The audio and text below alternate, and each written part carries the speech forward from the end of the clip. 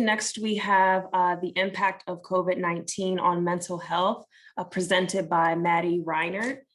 She joined Mental Health America back in 2018 and currently serves as the Senior Director of Population Health. In her role at Mental Health America, Maddy, she manages the online mental health screening program, which has served over 9 million individuals who have come to take a mental health screen or seeking additional support. Welcome, Maddy. Thank you so much for that introduction. And thank you all for having me today and giving me the opportunity to talk about what we've learned about COVID-19's impact on mental health in the US over the past year and a half now almost, and specifically what we've seen be the primary mental health concerns among women living with heart disease across the country. And we'll see if I can change slides. All right. So some brief background into Mental Health America.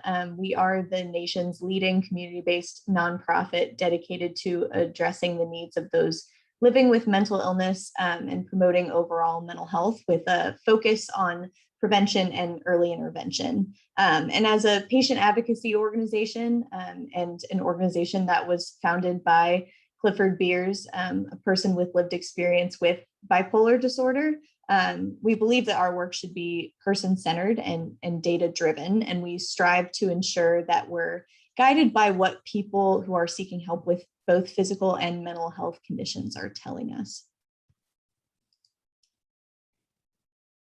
And one of the ways that we do that is through NHA's online screening program, which is a collection of 10 free, anonymous, confidential, and clinically validated screening tools that allow people to explore their mental health concerns online.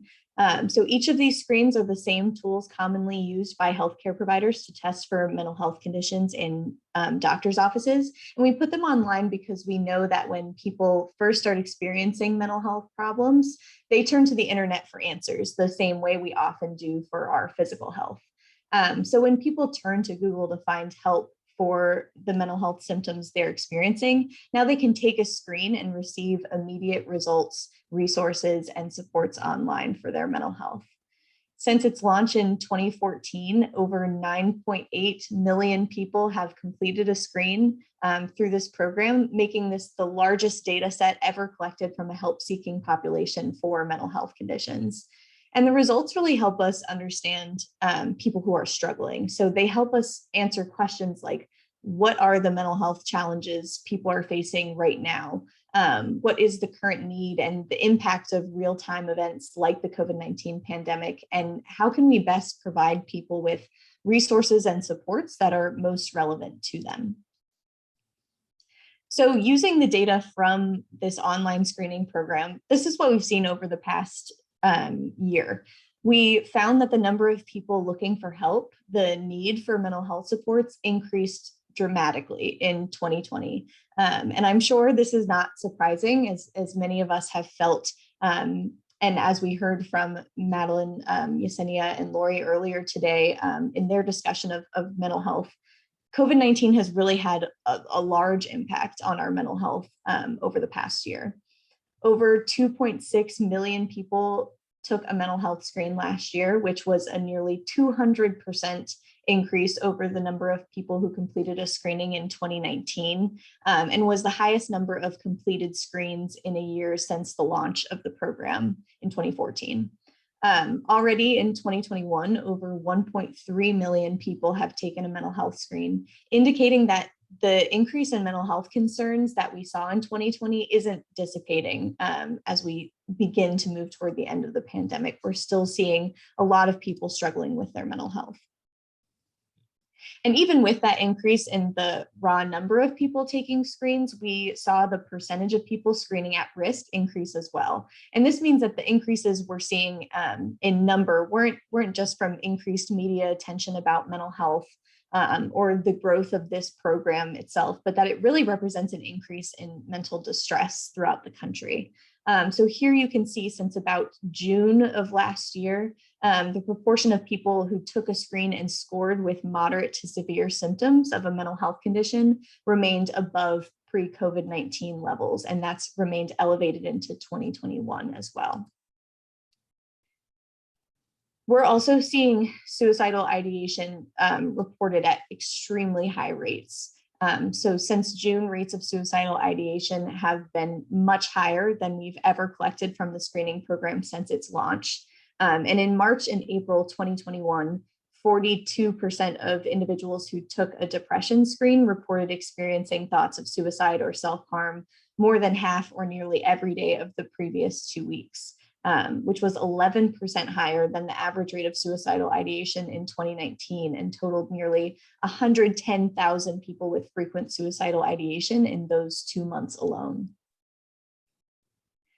We also found that in 2020 and into 2021, screeners were even more likely to screen at risk for mental health conditions than in previous years, and were less likely to have ever received a mental health diagnosis or any kind of mental health treatment or supports before.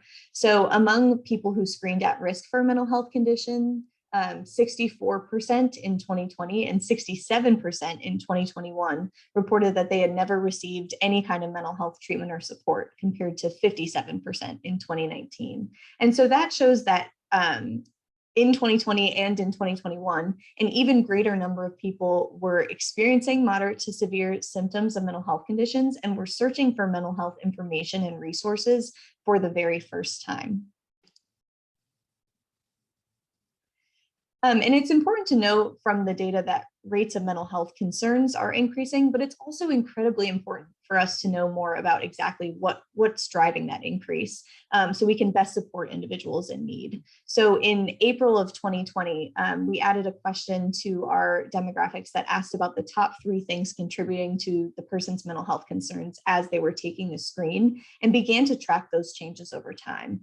And we saw that throughout 2020, feelings of loneliness and isolation were cited by screeners as a major reason for their mental health struggles, with 71% reporting that loneliness was one of the top 3 things affecting their mental health. And this was followed by 53% reporting past trauma and 42% reporting relationship problems. So now that we've explored some of the national data across the entire population and the growing number of individuals experiencing mental health concerns during COVID-19, I would like to pivot to some of the data we've collected specifically from women living with heart disease in 2020. So for background, when a person comes on to our website to take a mental health screen, in addition to the screening tool itself, we ask them a number of optional demographic questions, one of which is whether they have any co-occurring chronic physical health conditions. And one of the most commonly reported chronic health conditions that we see in our data is heart disease.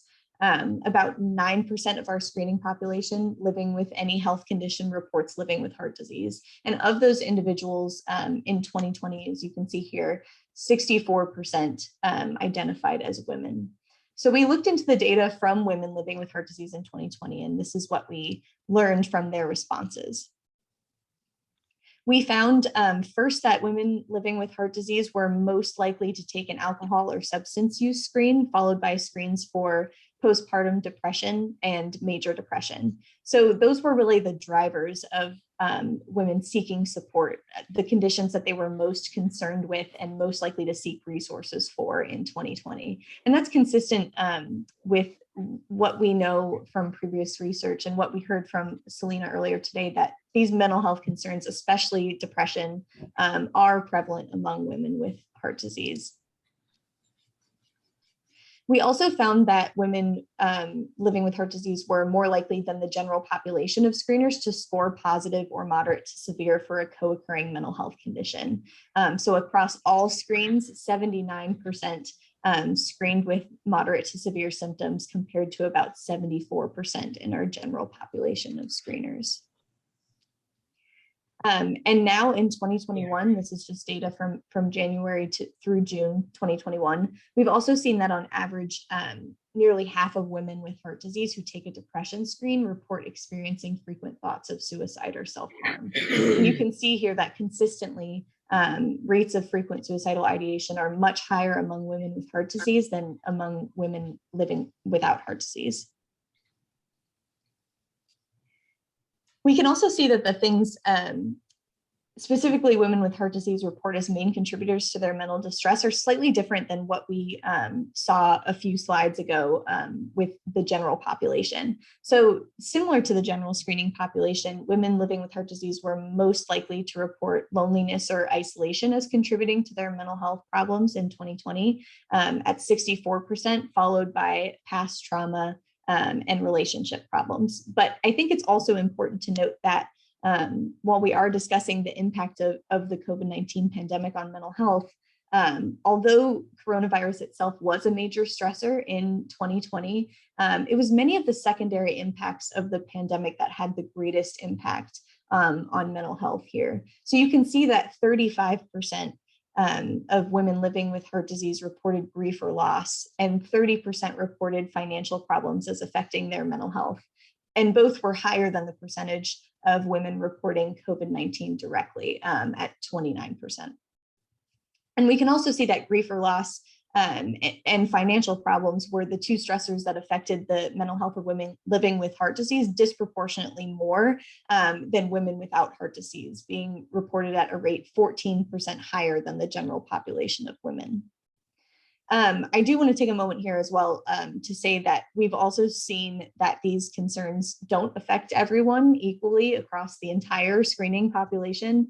And there are differences by race and ethnicity for women living with heart disease as well that reveal some of the inequities that Black, Indigenous, and women of color are facing in the US that directly affect their mental health.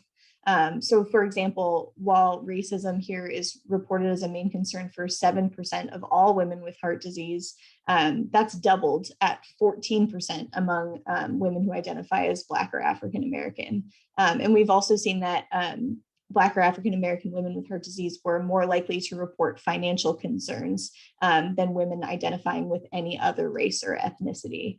Women who identified as more than one race were most likely to report past trauma at 61%, which was 5% higher than the average. And Native American or American Indian women were 10% more likely than any other racial or ethnic group to report grief or loss as a main contributor to their mental distress in 2020.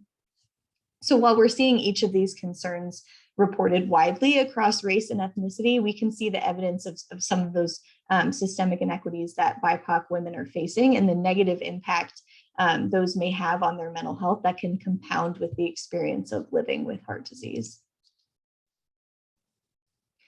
So what does this data tell us?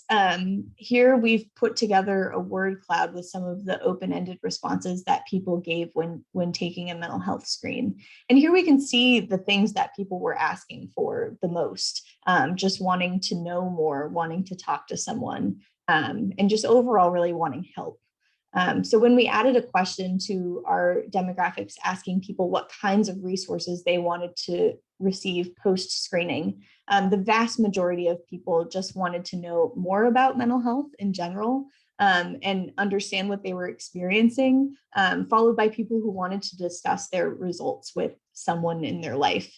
And that's one of the reasons that the work you all do and the role you play as providers, as advocates, and as a community providing support to each other is so important. So while there is a bit of a light at the end of the tunnel for the pandemic, the mental health impact and the need for supports is so large. And there are so many women who we can see in our data who are struggling, who are not connected to resources and supports and need that first step to be able to start connecting to them and to feel less alone.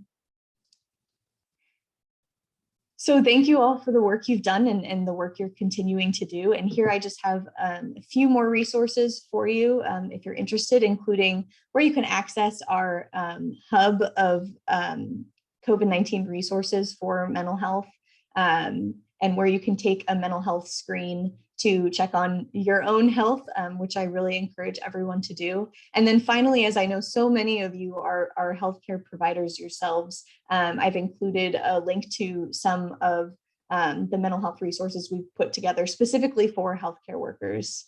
And I believe we're short on time, but here I have my contact information if you have any questions or would like to connect directly.